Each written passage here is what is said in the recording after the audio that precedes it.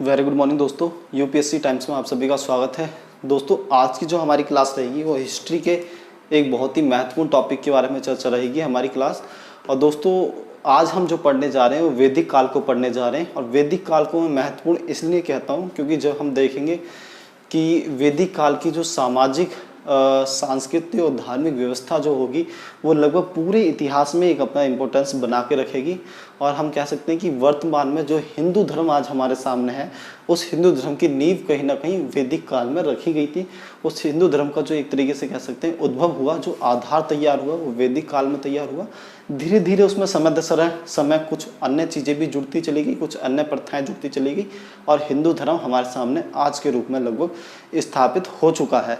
दोस्तों इससे अलग अगर हम देखते हैं कि वैदिक काल में जिस प्रकार की सामाजिक बनावट जो तैयार हुई, सामाजिक जो ढांचा वो तैयार हुआ, कहीं ना कहीं वो हमें आज भी अपने समाज में चारों तरफ दिखता है। वैदिक काल में जो हम चतुर्वर्ण व्यवस्था के बारे में बात करेंगे, जो वैदिक काल में हम जात पात के बारे में बात करेंगे, वो हम आज भी अपने आसपास देख सकते हैं कि वो कहीं ना कहीं बनी हुई है। तो दोस्तों एक ऐसा चैप्टर, एक ऐसा अध्याय जो उस समय तो था ही था, लेकिन आज के समय भी उसके द्वारा जन्मित या उसके द्वारा जो कह सकते हैं बनाई गई चीज़ें आज भी किसी न किसी रूप में हमारे सामने स्थापित हैं।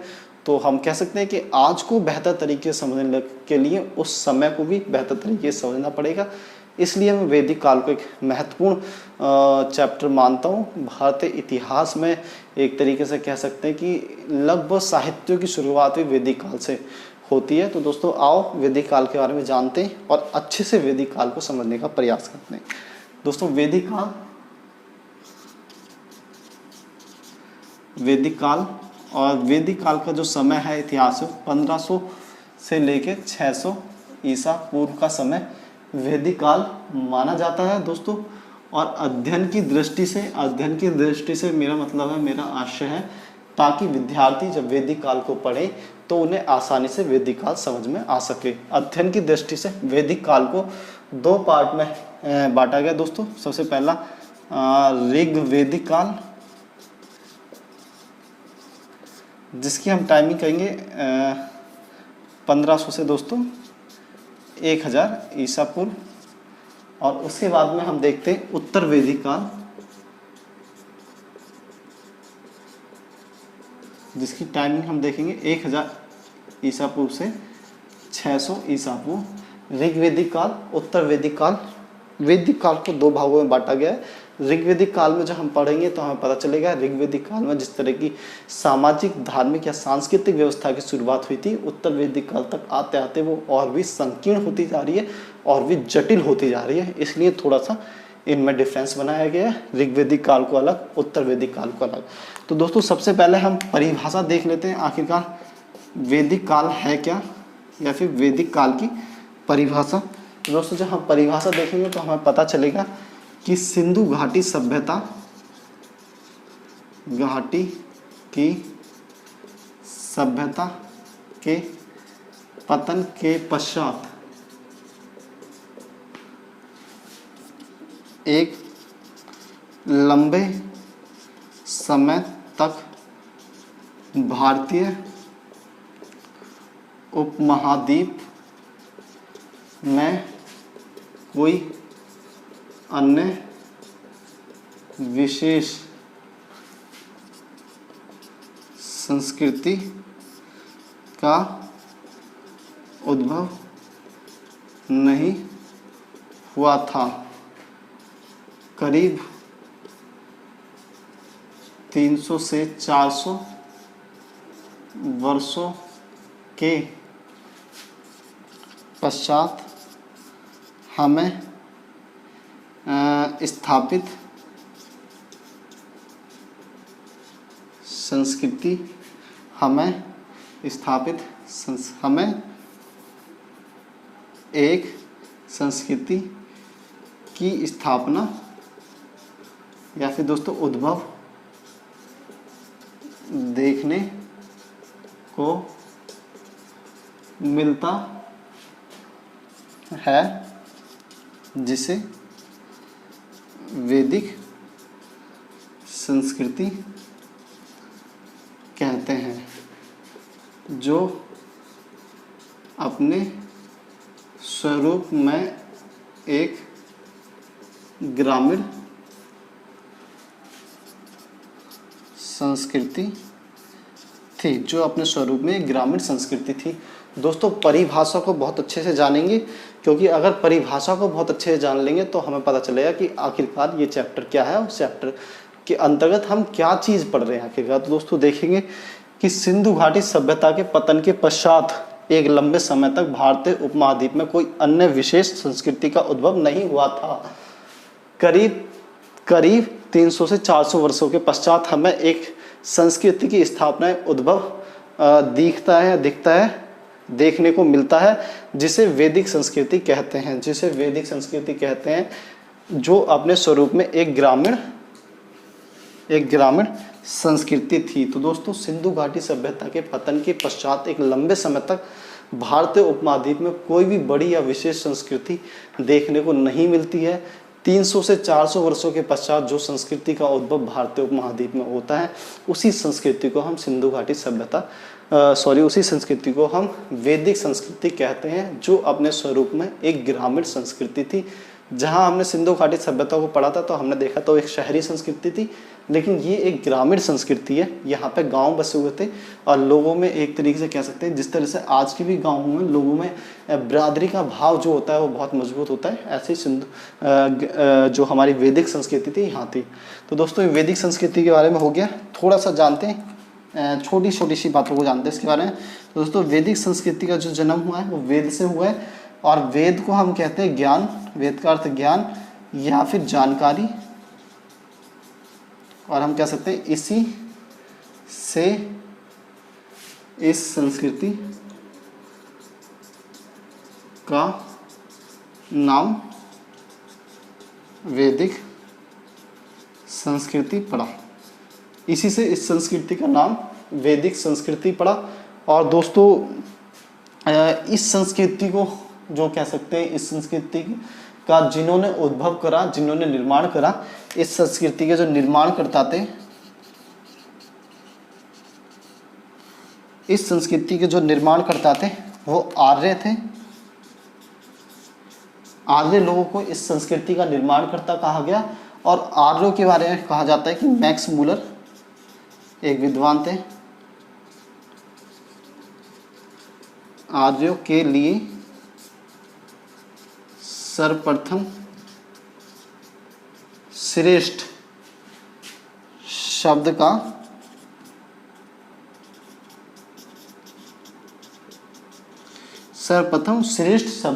प्रयोग किया था मैक्स मूलर ने। श्रेष्ठ, सज्जन या फिर शिष्ट, इन शब्दों का प्रयोग भी आर्यों के लिए किया जाता है। तो दोस्तों आर्य कुछ लोग थे, लोगों का समूह था जो भारत में आए और जिन्होंने सिंधु घाटी सभ्यता को भारत में स्थापित करा। सिंधु घाटी सभ्यता की परिभाषा हमने जान ली। दोस्तों आगे बढ़ते हैं।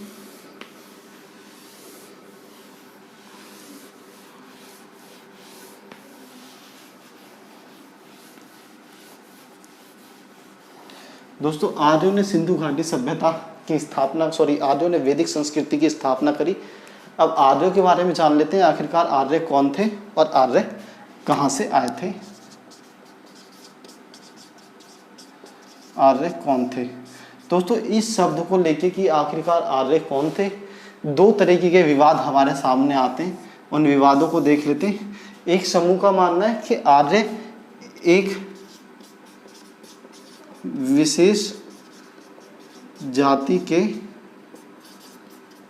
लोगों को आर्य कहा, एक विशेष जाति के लोगों को आर्य कहा गया। जबकि एक वर्ग है जो मानता है कि वर्तमान समय में कोई भी जाति ऐसी नहीं है जो अपने रूप में पूर्णतः शुद्ध हो, अर्थात प्रत्येक जाति का मिश्रण हो चुका है। इसलिए आर्य एक जातीय समूह के लोग न होकर एक भाषाई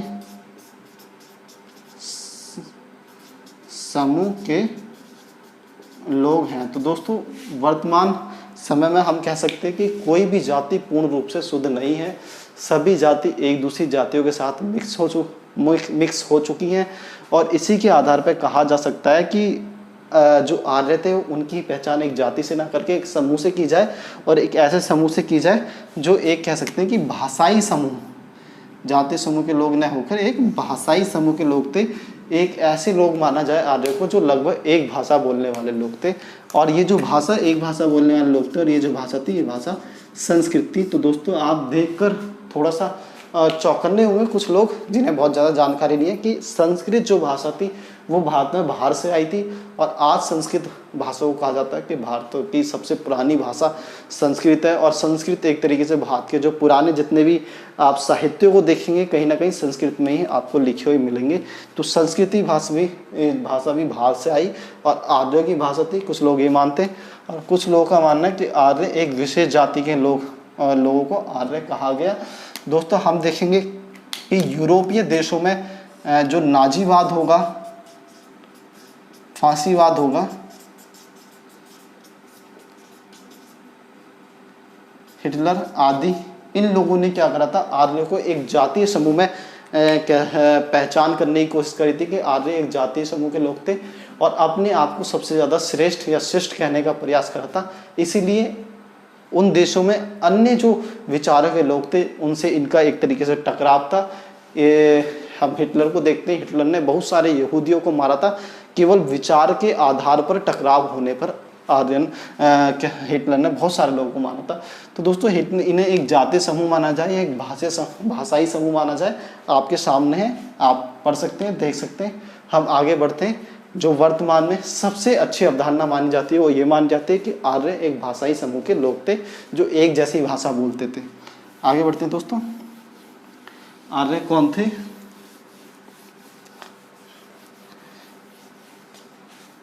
संस्कृत बोलने वाले लोगों का समूह आर्य था। और दोस्तों दूसरा, आर्य कहाँ से आए थे? तो दोस्तों आर्य कहाँ से आए थे इसको भी लेके हमारे इतिहास में कई सारे विवाद देखने को मिलते हैं कि आर्य कौन थे, ये मैंने आपको बता दिया, और आर्य कहाँ से आए थे इसके संबंध में भी कई विवाद देखने को मिलते हैं। तो दोस्तों हम ऐसे ही देखते हैं इस चीज़ को। सबसे पहला हम देखेंगे मैक्स मूलर जो साहब थे, विद्वान थे, और इन्होंने कहा कि आर्य मध्य एशिया, हम कह सकते हैं दक्षिणी रूस, मध्य एशिया दक्षिणी रूस से आर्य आए थे। दूसरा दोस्तों डॉक्टर संपूर्णानंद आर्य कहाँ से आए थे इस बारे में हम चर्चा कर रहे हैं। डॉक्टर संपूर्णानंद और गंगानाथ झा, इनका कहना था कि आर्य भारतीय मूल निवासी थे, भारत के मूल निवासी थे, जबकि ये अवधारणा वर्तमान में नहीं मानी जाती है, ना के बराबर मानी जाती है। दोस्तों तीसरा देखेंगे हम विलियम जोन्स, जिनका कहना था कि आर्य यूरोप से आए थे। और चौथा हम देखेंगे बाल गंगाधर तिलक, जिनका मानना था कि आर्य उत्तरी ध्रुव से आर्य आए थे। और पांचवा हम देखेंगे स्वामी दयानंद सरस्वती, इनका मानना है कि आर्य तिब्बत से आए थे। दोस्तों ध्यान से देखें इन अवधारणाओं को, और सभी आपको याद करनी है, बहुत बारीकी से याद करनी है। वर्तमान में जो सबसे ज़्यादा अवधारणा स्वीकार्य है, जिसे सबसे ज़्यादा माना जाता है, वो मैक्स मूलर साहब की मध्य एशिया है। इनकी अवधारणा को सब जगह और ज़्यादातर लोगों के द्वारा स्वीकार किया जाता है कि आर्य मध्य एशिया के रूस से आए थे। लिख लेते हैं थोड़ा सा। परंतु वर्तमान में सर्वसम्मत अवधारणा मैक्स मूलर द्वारा स्थापित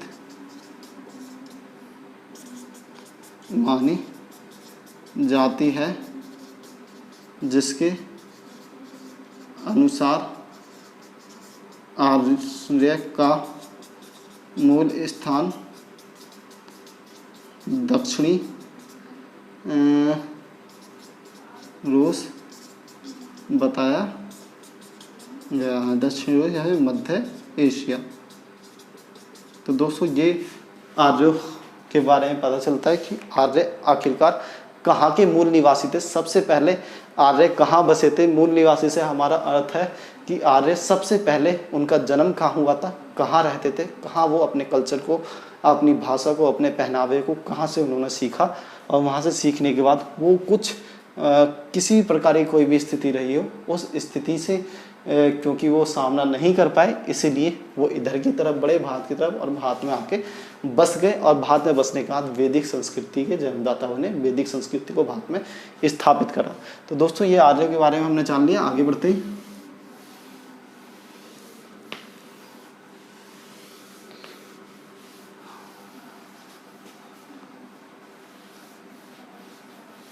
इस जो भी मैंने आपको अब तक पढ़ाया, अब इसे हम एक क्वेश्चन के माध्यम से जानने का प्रयास करते हैं, और इनमें से कुछ चीज़ें जो छोटी हैं वो भी हम एक क्वेश्चन में कवर करेंगे, ताकि आप ज़्यादा से ज़्यादा विद्यार्थी सीख पाएँ कि किस प्रकार से आपको अपनी नॉलेज को अकॉर्डिंग टू क्वेश्चन फ्रेम करना है। एक क्वेश्चन जब आता है तो आपको किस प्रकार से हम चीज़ों को ही पढ़ेंगे, और उस चीज़ों को पढ़ते पढ़ते हम क्वेश्चन को भी करना सीखेंगे, ताकि आप बेहतर से बेहतर ज़्यादा क्वेश्चन कर पाएँ।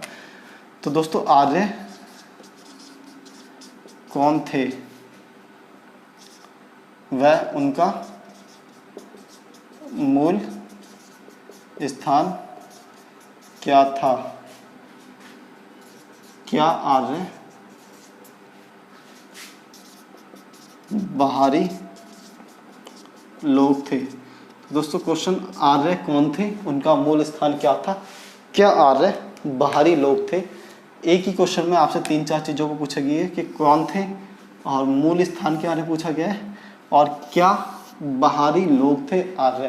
3 चीज़ों को हमें कह सकते हैं कि हमें 3 चीज़ों पर ज़्यादा गौर देना है, कौन, मूल स्थान और बाहरी लोग। अब इस क्वेश्चन को करना शुरू करते हैं। तो सबसे पहले आपको लिखना है, जो मैंने आपको बताया था कि आर्य कौन थे, ये लिखना है। फिर मूल स्थान के बारे में लिखना है आपको। मूल स्थान के बारे में हम लिखेंगे कि भारतीय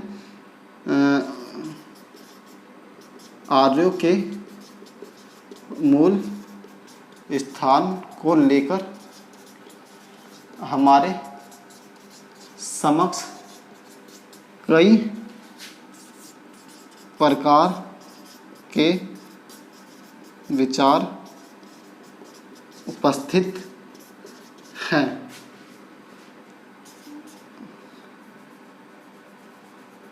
जैसे संपूर्णानंद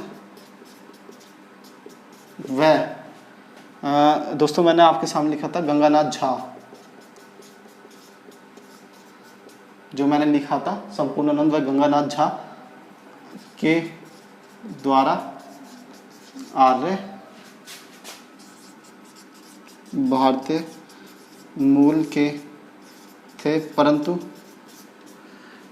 जैसे संपूर्णानंद व गंगानाथ झा के द्वारा भारतीय आर्य भारतीय मूल के थे, परंतु एक दूसरी विचारधारा अनुसार आर्यों को यूरोपीय माना गया, जिसके प्रतिपादक विलियम जोन्स थे। इसके अलावा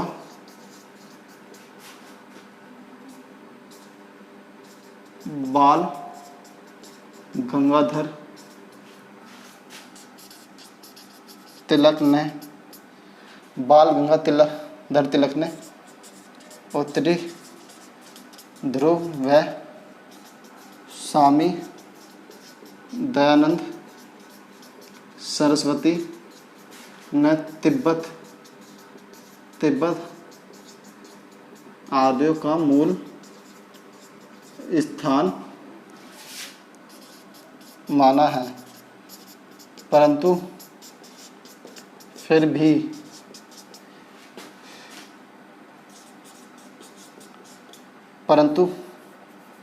वर्तमान समय में आर्यों के मूल स्थान को लेकर सर्वमान्य परिभाषा मैक्स मूलर द्वारा मानी जाती है, जिसके अनुसार आर्य मध्य एशिया, दक्षिणी रूस के निवासी थे। तो दोस्तों ये अब आपने बताया, इस थ्योरी में आपने ये समझाने का प्रयास करा है कि आर्यों के अगर मूल स्थान की बात करी जाए तो हमारे सामने कई प्रकार की जो कह सकते हैं मूल स्थान, कई प्रकार की सोच समझ विचारधाराएं उभर के आती है, लेकिन फिर भी सभी विचारधाराओं में तुलना करते हैं तो मैक्स मूलर साहब की जो दक्षिणी रूस या मध्य एशिया के बारे में उन्होंने कहा है वो सबसे ज़्यादा मान्य, उसे सबसे ज़्यादा लोगों द्वारा स्वीकार किया जाता है। एक बार पढ़ते हैं, आर्यों के मूल स्थान को लेकर हमारे समक्ष कई प्रकार के विचार उपस्थित हैं, जैसे संपूर्णानंद व गंगानाथ झा के द्वारा आर्य भारतीय मूल के थे, परंतु एक दूसरी विचारधारा के अनुसार आर्यों को यूरोपीय माना गया, जिसके प्रतिपादक विलियम जोन्स थे। इसके अलावा बाल गंगाधर तिलक ने उत्तरी ध्रुव व स्वामी दयानंद सरस्वती ने तिब्बत आर्यों का मूल स्थान माना है, परंतु वर्तमान समय में आर्यों के मूल स्थान को लेकर सर्वमान्य परिभाषा मैक्स मूलर द्वारा मानी जाती है, मैक्स मूलर द्वारा प्रतिपादित की गई है, जिसके अनुसार आर्य मध्य एशिया के निवासी थे या आर्य मध्य एशिया के मूल निवासी थे।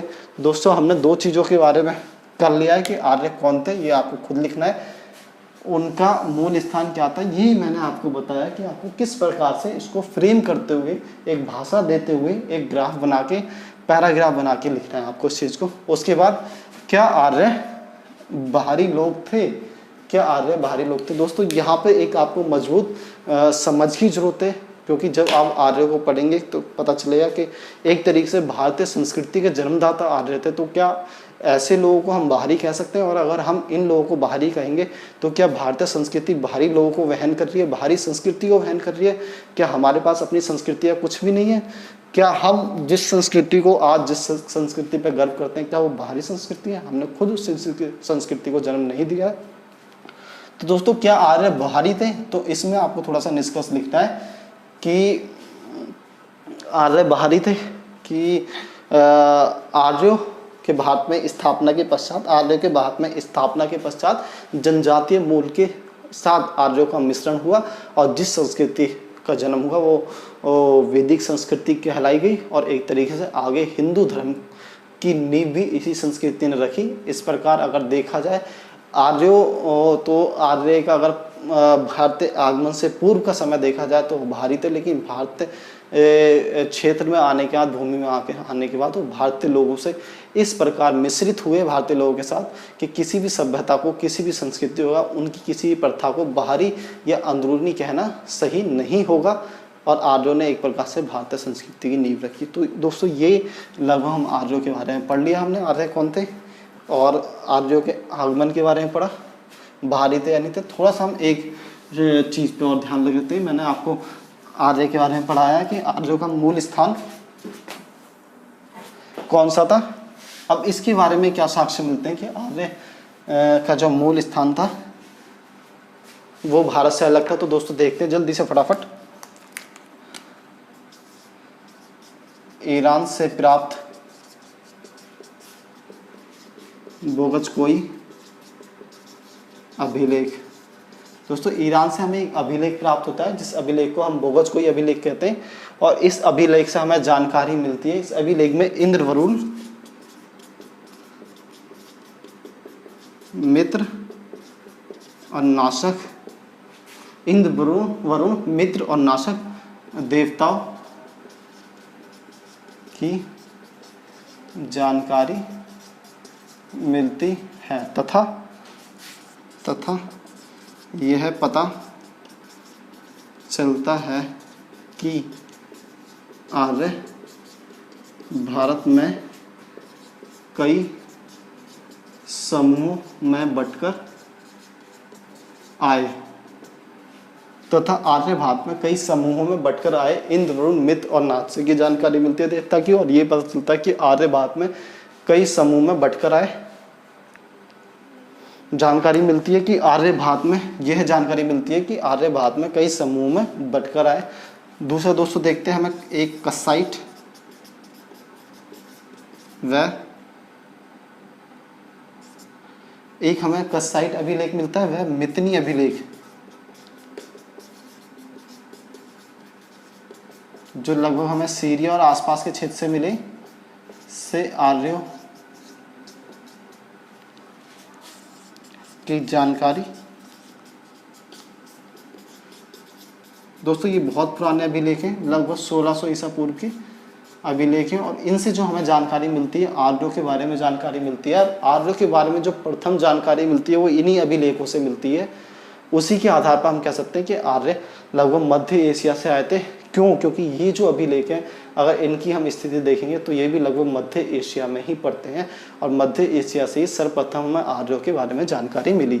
ईरान से प्राप्त बोगस कोई अभिलेख, जो लगभग कह सकते हैं कि 1400 ईसा पूर्व पुराना है, इससे हमें ये पता चलता है कि आर्य समूह में भारत आए, और जब समूह में भारत आए तो उनके बीच में आपस में युद्ध हुआ, और युद्ध में भी कह सकते हैं कि युद्ध के जो साक्षी के रूप में थे वो इंद्र, वरुण, मित्र और नाशक, इंद्र, वरुण, मित्र और नाशक, 4 भगवानों का हमें वर्णन मिलता है कि साक्षी के तौर पे ये 4 भगवान थे। दूसरा दोस्तों हमें पता चलता है, अगर आर्य भारतीय होते तो पहले उन्हें पूर्वी भारत, फिर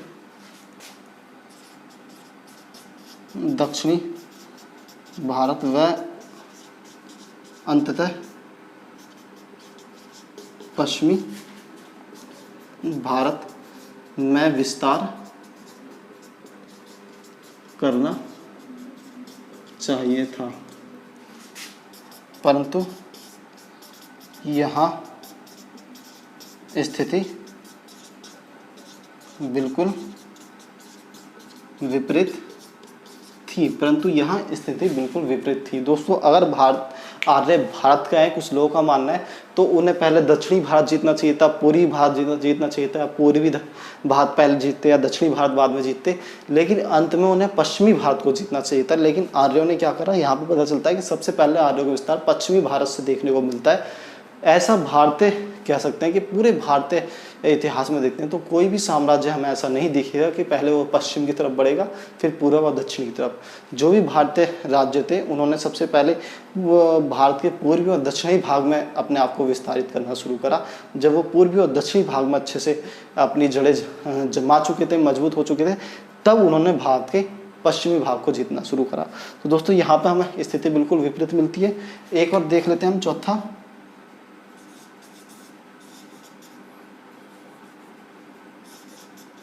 भारतीय आर्य अग्नि से परिचित थे, परंतु